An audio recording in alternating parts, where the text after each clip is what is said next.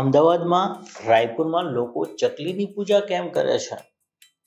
ઢાળની પોળમાં આવેલા આ રસિક ચોકમાં સવારે મંદિરમાં પૂજા કર્યા પછી લોકો એકઠા થાય છે અને ફરી એક આરસ પહાણની તકતીને સ્નાન કરાવી ભગવાનની જેમ એની પૂજા કરે છે.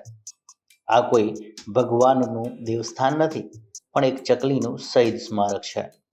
ગુજરાતથી શરૂ થયેલી આખા દેશમાં ફેલાયેલી રોટી રમખાણમાં સવારે ચબૂતરા પર ચણચણવા આવેલી ચકલીનું પોલીસ ગોળીબારમાં મોત થયું હતું.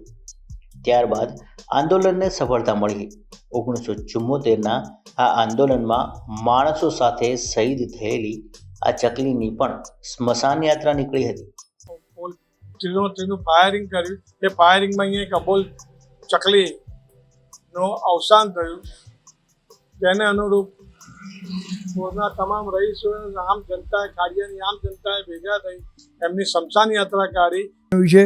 એની શમશાન યાત્રા જબરજસ્ત આખા ખાડીઓ રાયપુરમાં ફેરવી અને પછી બધી પોળોમાં ફેરવીને અહીંયા એની ચકલીને સ્મારક બનાવીને એને સમાધિ કરવામાં આવી છે.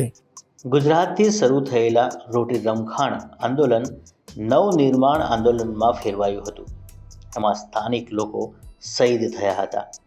લોકોની શહીદી સાથે ખાવા માટે આવેલી ચકલીની શહીદીને નહીં ભૂલનારા રાયપુરના લોકો અને समर्पण भूमि गणावी अबोल पंखी ने पण याद। आज तक पूरे देश में ऐसा कहीं नहीं हुआ।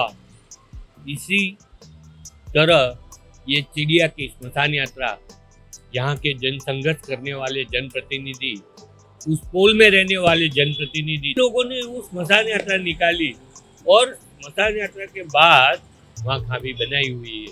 पूरे 1974 आ आंदोलन की याद कायम ताजी रहे ए माटे 20 मार्चे रायपुर में स्पेरो डे ना दिवसे अमदावादना शहेरना लोको चकली स्मारकनी पूजा करी एनी शहादतने याद करे छे।